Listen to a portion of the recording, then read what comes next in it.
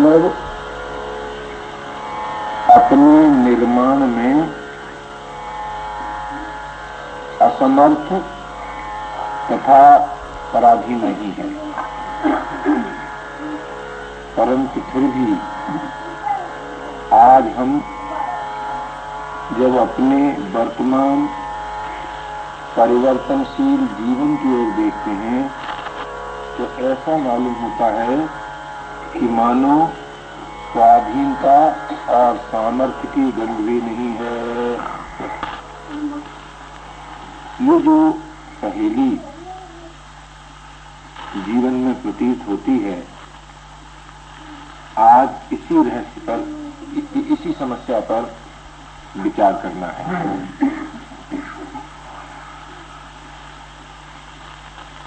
यदि सचमुच हम अपने निर्माण में पराधीन हैं तो फिर साधन का प्रश्न ही नहीं आता, और यदि स्वाधीन है तो असाधन नहीं रह सकता। प्रत्येक भाई प्रत्येक बहन के जीवन में साधन की लालसा है और असाधन की प्रतीति है। साधन की लालसा रहते हुए जो असाधन की प्रतीति है वो नाश क्यों नहीं होती? नियम तो ये है ना कि एक काल में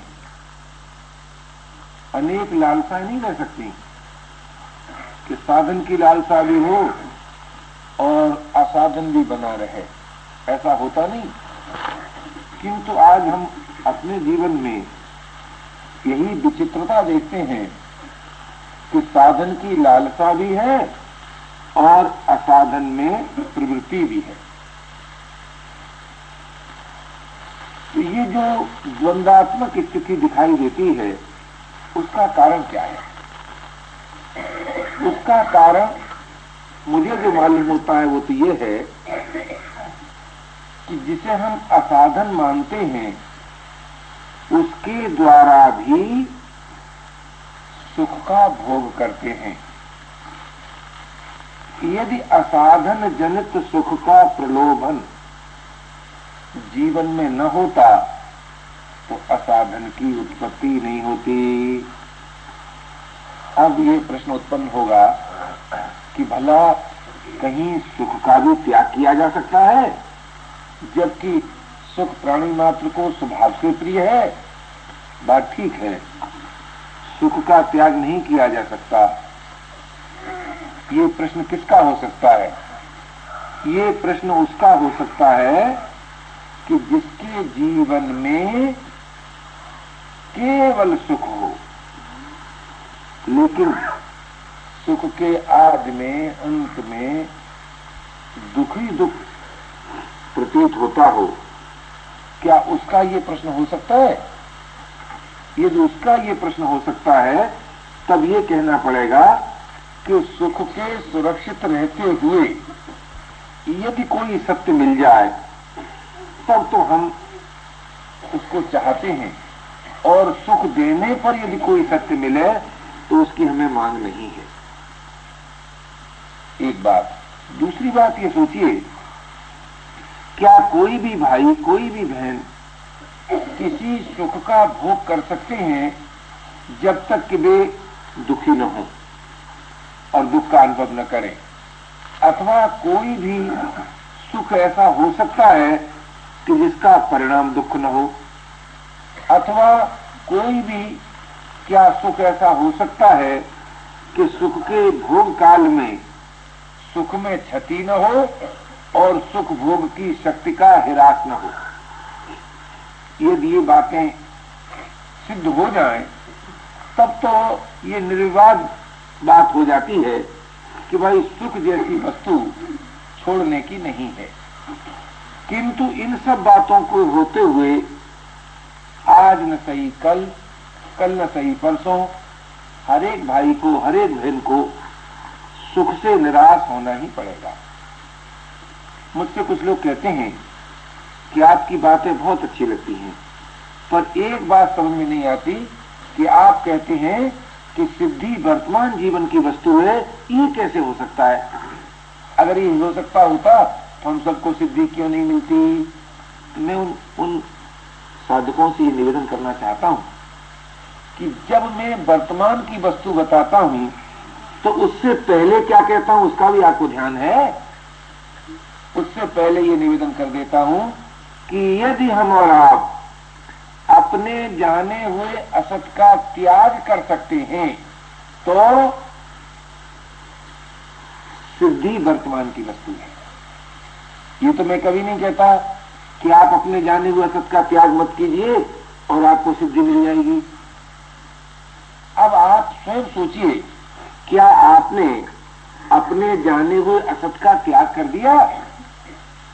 यदि कर दिया हो और फिर आप इस बात को देखें कि सिद्धि वर्तमान की वस्तु नहीं है, तब आप प्रश्न कर सकते हैं। लेकिन आप तुरंत कह देंगे कि भला कहीं अपने जाने हुए असत का त्याग वर्तमान में हो सकता है? तो भाई सच मानिए, यदि कोई साधक ये मान लेता है कि हम अपने जाने हुए असत का त्याग भी वर्तमान में नहीं कर सकते, तो उसे ये भी मान लेना चाहिए कि कभी उसके जीवन में साधन की अभिव्यक्ति भी नहीं हो सकती। क्यों? असाधन के त्याग के बिना साधन की अभिव्यक्ति नहीं हो सकती। आप कहेंगे हम तो इस बात को इसलिए नहीं मानते कि हमारे जीवन में असाधन भी रहता है, साधन भी रहता है, विषय चिंतन भी रहता है और भगवत चिंतन भी रहता है, भोग की रुचि भी रहती है और योग की लालसा भी रहती है। ऐसा आप कहेंगे। स्वार्थ भाव भी रहता है और कभी कभी सेवा भाव भी होता है। तो असाधन के साथ साथ किया हुआ जो साधन है वो एक ऐसे बड़े असाधन को जन्म देता है महाराज, ऐसे बड़े असाधन को जन्म देता है कि जिसके समान और कोई असाधन नहीं है। आप कहेंगे वो कौन सा असाधन है? वो है मिथ्याभिमान। मिथ्याभिमान। आप सोचने लगते हैं, हम रोज पूजा करते हैं, हम रोज गायत्री का जप करते हैं, कोई सोचता है हम कलमा पढ़ते हैं, कोई सोचता है हम नमाज पढ़ते हैं, कोई सोचता है हम गिरजा में जाते हैं।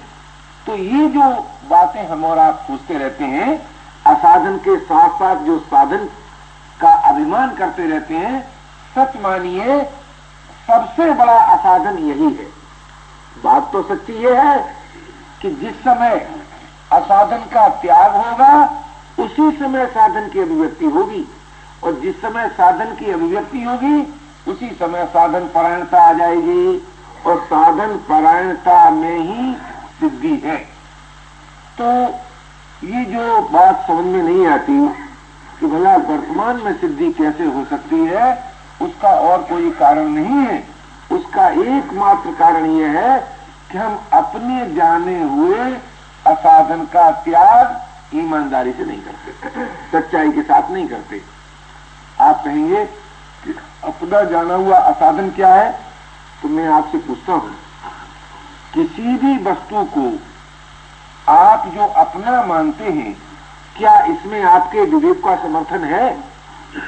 कोई भाई बताए, कोई बहन बताए, अरे भाई अभी न बता सको तो जब तीसरे पैर का सत्संग होता है उसमें कोई बताए कि भाई किसी भी वस्तु को अपना मानना ये आपके ही ज्ञान से समर्थित है? नहीं है। यदि ये आपका ज्ञान इसका समर्थन कर देता तो मैं तो कभी नहीं कहता कि आप किसी वस्तु को अपना मत मानिए। एक बात। दूसरी बात, आप सोचिए, किसी भी वस्तु को जब हम अपना नहीं मानते हैं तो बताओ क्या विकार आपके जीवन में रहता है? आप कहते हैं वर्तमान में सिद्धि नहीं हो सकती। आप मुझे बताएं, जब आप किसी भी वस्तु को अपना नहीं मानते हैं, लोभ रहता है आपके मन में, मोह रहता है आपके मन में, काम रहता है आपके मन में। अगर आप ठीक ठीक ईमानदारी से बात करेंगे तो ममता रहित होते ही निर्विकार जीवन होता है। अब आप कहते हैं कि वर्तमान में तो निर्विकारता प्राप्ति नहीं हो सकती, धीरे धीरे अभ्यास से प्राप्त होगी। तो भाई सच बात यह है कि अभ्यास करते करते इस जीवन का बहुत बड़ा भाग बीत गया, और हिंदू धर्म के अनुसार तो न मालूम कितने जन्म बीत रहे होंगे। लेकिन दुख की बात तो यह है कि सार्वजनिक वस्तुओं में भी हम ममता छोड़ना नहीं चाहते। जरा ध्यान दीजिए, व्यक्तिगत जो वस्तुएं थी उनमें ममता न छोड़ते तो एक बात भी थी, भाई कैसे छोड़ें कैसे छोड़ें। हम तो ये देखते हैं कि जो सार्वजनिक वस्तुएं हैं उनमें भी एक अपनी ममता कर लेते हैं और फिर ये सोचते हैं कि भाई इसमें तो हमारी ही बात चलनी चाहिए। भाई तुम्हारी बात क्यों चलनी चाहिए? क्यों चलनी चाहिए? इसलिए चलना चाहिए कि हमारा जो व्यक्तित्व है वो औरों की अपेक्षा हमारे लिए अधिक समीप है। तो जरा सोचिए तो सही, इस असाधन के रहते हुए हम साधन का निर्माण नहीं कर सकते। और यही कारण है और कोई कारण नहीं है वर्तमान में सिद्धि में कि हम अपने जाने हुए असाधन का त्याग नहीं करते। इसी प्रकार जरा सोचिए, किसी साधक से पूछो कि भाई तुम ईमानदारी से बताओ तुमने किसकी सत्ता स्वीकार की है। हम नहीं कहते कि हमारे कहने से की है या किसी और के कहने से की है, तुमने अपने आप किसकी सत्ता स्वीकार की है। और जिसकी आपने सत्ता स्वीकार की है उसमें आपका विश्वास होना चाहिए कि नहीं? ध्यान दीजिए, जिसकी हम सत्ता स्वीकार करें उसी में यदि हमारा विश्वास न हो तो ये किसका दोष है? ये किसी और का दोष है? ये किसी के भाग्य का दोष है? ये किसी परिस्थिति का दोष है? नहीं, ये भाग्य का दोष है भाई, नहीं ये परिस्थिति का दोष है, ये तो अपना ही दोष है। तो अपने ही दोष को जब हम त्याग न करें और कहें कि साहब वर्तमान में सिद्धि कैसे हो सकती है, तो ये नियम है भाई कि जिसकी आप सत्ता स्वीकार करेंगे उसमें विश्वास कभी भी कठिन नहीं है, ना स्वाभाविक है। अरे भाई जिसकी सत्ता स्वीकार कर लेते हैं उसमें विश्वास हो ही जाता है, और जिसमें विश्वास हो जाता है उससे संबंध हो जाता है, और जिससे संबंध हो जाता है उसकी स्मृति उदय होती है, और जिसकी स्मृति उदय होती है उसमें प्रीति होती है, और जिसमें प्रीति होती है उससे न दूरी रहती है न भेद रहता है, न भिन्नता रहती है।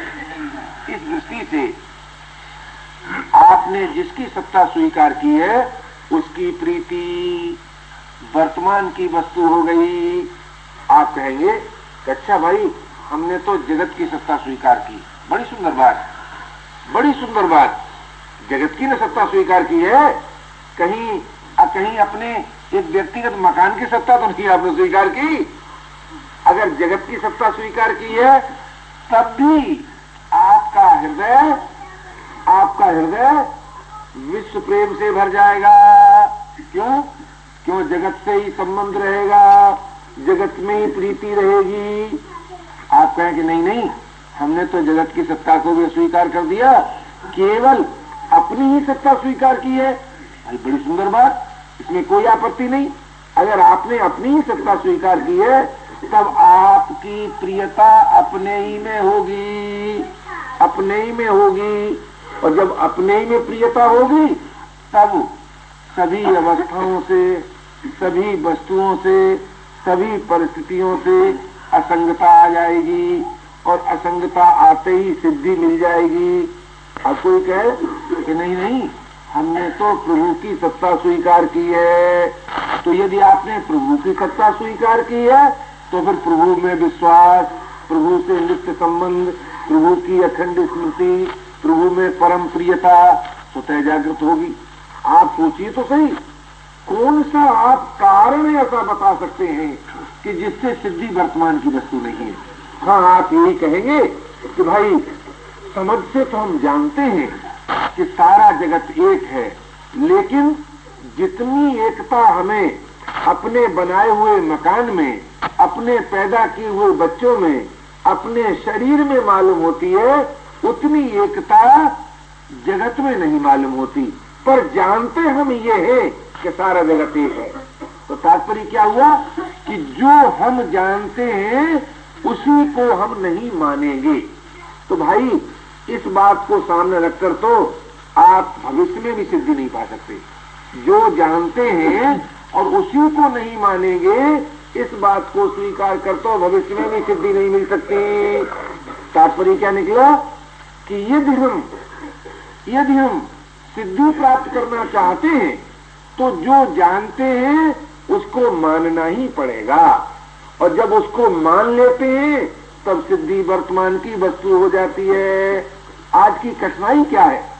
आज की सबसे बड़ी कठिनाई यही है कि हम जो जानते हैं उसी को नहीं मानेंगे, लेकिन उसके साथ साथ जानने का प्रयत्न करते रहते हैं। आप जानते हैं, जब हम अपने जाने हुए को नहीं मानते हैं तब जाने हुए का प्रभाव निर्जीव हो जाता है। जाने हुए का प्रभाव सजीव नहीं रहता। क्यों? जो जानते हैं उसी को नहीं मानते, तो फिर जाने हुए में एक चमत्कार कैसे मालूम होगा?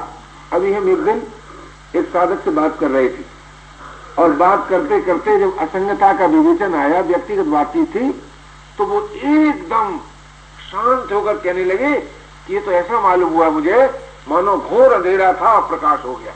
बात तो ठीक है, ये बात तो ठीक है। ये सत्संग जो है भाई, वो वर्तमान में ही सिद्धि देता है, इसमें कोई संदेह की बात नहीं। किंतु दुख की बात तो यही रह जाती है कि हम सत्संग के नाम पर तो सत्य की चर्चा करते हैं और संग करते हैं असत का। यानी चर्चा सत्य की और संग असत का। तब क्या होता है? एक द्वंद्वात्मक स्थिति बनती है। और द्वंद्वात्मक स्थिति क्या बनती है कि चर्चा के नाम पर हमारे मस्तिष्क का तो बड़ा विकास हो जाता है, बड़ा विकास हो जाता है, और दूसरों को समझाने के लिए हम भरपूर गुरु बन जाते हैं। लेकिन वस्तु स्थिति जो ये रहती है असत के संग की, उससे फिर अपने आप अपनी दृष्टि में निंदनीय हो जाते हैं, आदरणीय नहीं रहते, और सोचने लगते हैं कि हाय हाय क्या करें क्या करें, अभी तक हमें तो कोई सिद्धि नहीं मिली, कोई सिद्धि नहीं मिली। तो मेरे कहने का तात्पर्य था कि सत्य की चर्चा करते करते बहुत समय बीत गया। मैं ये नहीं कहता हूं कि आप सत्य की चर्चा न करें, अवश्य करें, क्योंकि सत्य की चर्चा नहीं करेंगे तो क्या सत्य की चर्चा करेंगे? सत्य की चर्चा करें, लेकिन उसके साथ साथ सत्य का संग भी करें। चर्चा के साथ साथ सत्य का संग भी करें। और वो जब सत्य का संग किया कैसे जाता है, उस पर थोड़ा विचार कीजिए। सत्य का संग कैसे किया जाता है? हमारे एक साथी हैं, रोज हमसे कहते हैं, पैरों पे चिपकते हैं, राग रहित कर दीजिए, राग रहित कर दीजिए। हम कहते हैं अच्छा भाई तुम बताओ, तुम में इस समय क्या राग है, क्या राग है?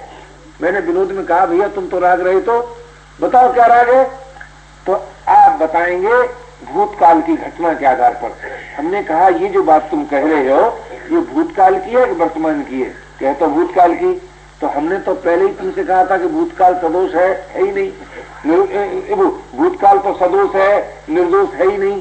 तो तुम भूतकाल के आधार पर वर्तमान की निर्दोषता को क्यों दूषित करते हो, क्यों दूषित करते हो? उत्तर कुछ नहीं, उत्तर कुछ नहीं, किंतु स्वीकृति भी नहीं, उत्तर भी नहीं और स्वीकृति भी नहीं।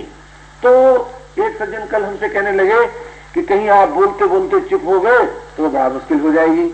क्या मुश्किल हो जाएगी? कि वो हमको कौन बताएगा? हमने कहा भाई अगर आपने हमारी बात सुनी है तो सच मानिए आपको अपने लिए किसी भिन्न गुरु की आवश्यकता नहीं होगी। आज इस बात को कितनी बहनें मानने को राजी है, कितने भाई मानने को राजी है?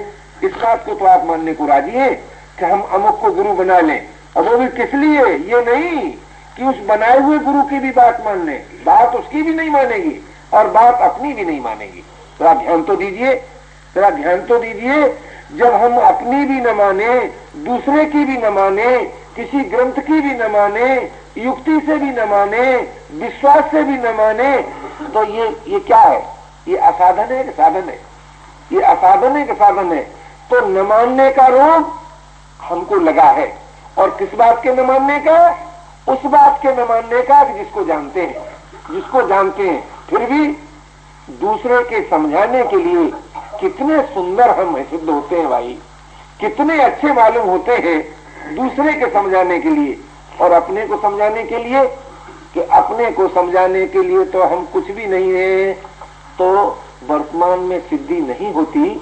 उसका कारण एकमात्र यह है कि आज हम दूसरे के समझाने का तो पेशा करते हैं, और अपने समझने से हार स्वीकार करते हैं। अपने को नहीं समझा सकते, ऐसी बात नहीं, अपने को समझा सकते हैं, किंतु पहले ही से हार स्वीकार कर लेते हैं। भला ये कैसे हो सकता है? मैं आपसे पूछता हूं कि ये नहीं हो सकता है तो आप साधन करने की क्यों सोचते हैं? अगर आप इस मानते हैं कि सिद्धि नहीं हो सकती तो साधन करने की क्यों सोचते हैं? आप कहेंगे साधन करने की तो इसलिए सोचते हैं कि कालांतर में, जन्म जन्मांतर में हमको सिद्धि मिलेगी।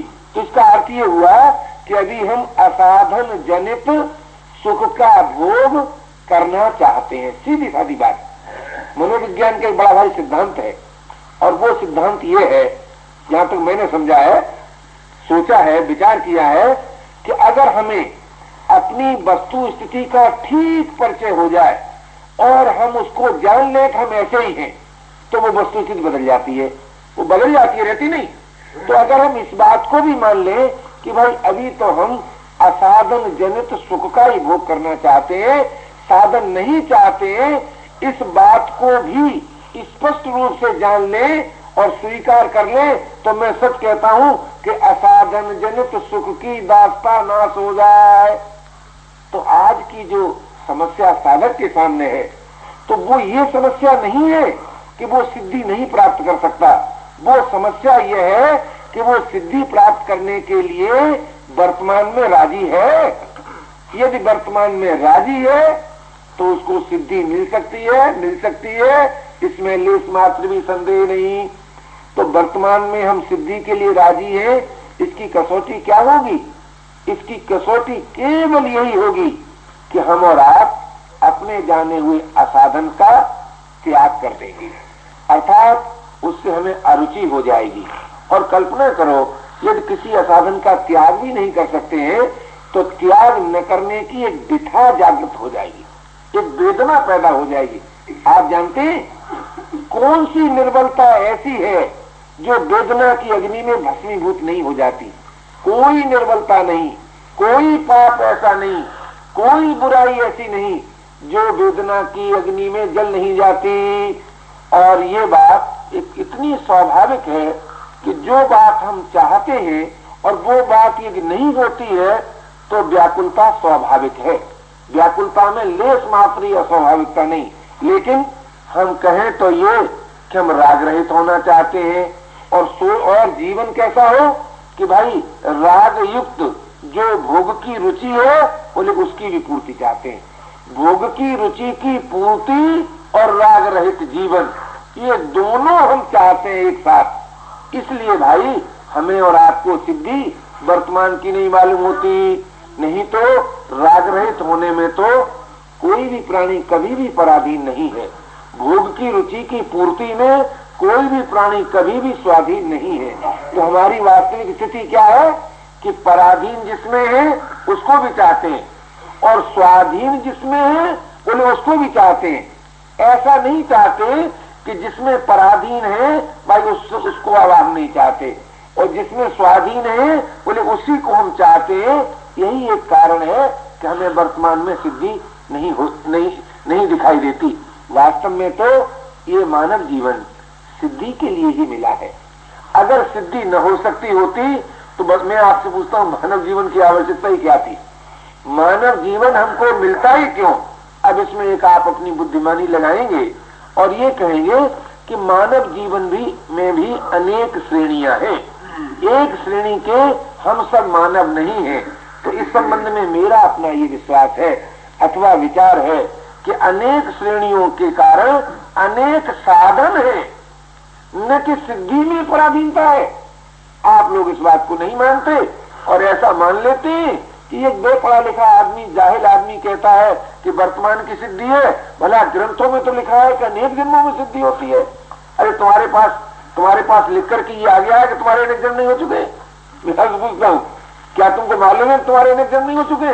मैं तो ऐसा ही मानता हूँ कि अनेक जन्मों के बाद ही मानव जीवन होता है, और जब अनेक जन्मों के बाद मानव जीवन होता है तो इसमें सिद्धि होती है। तब आप कहेंगे कि उन ग्रंथों में ऐसा भी तो लिखा है कि भाई अगर हम साधन करते करते ये शरीर छूट जाता है या प्राण शक्ति नाश हो जाती है तो हमें एक उत्कृष्ट घरों में, ऊंचे ऊंचे घरों में जन्म मिलता है और फिर हम साधन करने लगते हैं। मैं तो मानता हूं कि ये बात भगवान व्यास ने सिर्फ इसलिए लिखी है कि साधक निराश होकर के घबरा न जाए, साधन आरंभ कर दे। जैसे किसी बालक से कहा कान छेदना हो तो ले लड्डू खाओगे, मुंह में लड्डू दिया उधर कान छेद दिया।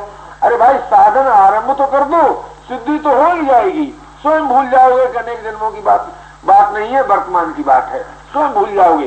परंतु हम लोग अपनी निर्बलता को पोषित करने के लिए अथवा अपने दोषों को गुण का रूप देने के लिए इस प्रकार के बहाने भर लेते हैं दिमाग में और फिर सोचने लगते हैं कि भला वर्तमान में सिद्धि कैसे हो सकती है। आप सच मानिए, सिद्धि वर्तमान ही में होती है, भविष्य में कभी सिद्धि नहीं होती। भविष्य में तो उसकी प्राप्ति होती है जो वर्तमान में नहीं है, अर्थात जिसकी उत्पत्ति हो और जिसकी उत्पत्ति हो उसका विनाश होगा ही, और जो उत्पत्ति विनाश युक्त है उसकी प्राप्ति सिद्धि नहीं है। सिद्धि कहते ही उसको है कि हमें उसकी प्राप्ति हो जो वर्तमान में है। तो जो वर्तमान में है, जरा सोचिए, साध्य तो हो वर्तमान में और साधक ये माने कि हमें भविष्य में मिलेगा। जरा ध्यान दीजिए, साध्य है वर्तमान में और मिलेगा भविष्य में। और एक बात सोचिए कि भोग प्राप्ति का विधान क्या है और साध्य प्राप्ति का विधान क्या है। भोग प्राप्ति का तो विधान यह है कि वर्तमान का कर्म भविष्य में भोग की उपलब्धि कराता है, और साध्य प्राप्ति का विधान क्या है कि वर्तमान की आवश्यकता साध्य को वर्तमान में मिला देती है। तो जो सिद्धि आवश्यकता मात्र से प्राप्त होती है उसके लिए तो भविष्य की आशा करना, और जो भोग कर्म अपेक्षित हैं, कर्म की अपेक्षा करते हैं, उनके लिए आशा रखना कि जरूर मिल जाएगा। आप विचार कीजिए, जितना हम लोग इस बात पर विश्वास करते हैं कि निर्माण निकेतन में अच्छी अच्छी बिल्डिंग बन जाएंगी, क्या उतना इस बात पर विश्वास करते हैं कि यहाँ बैठकर हम सिद्ध हो जाएंगे? तो ध्यान तो दीजिए, कितने लोग ऐसे हैं जो इस बात पर विश्वास करते हो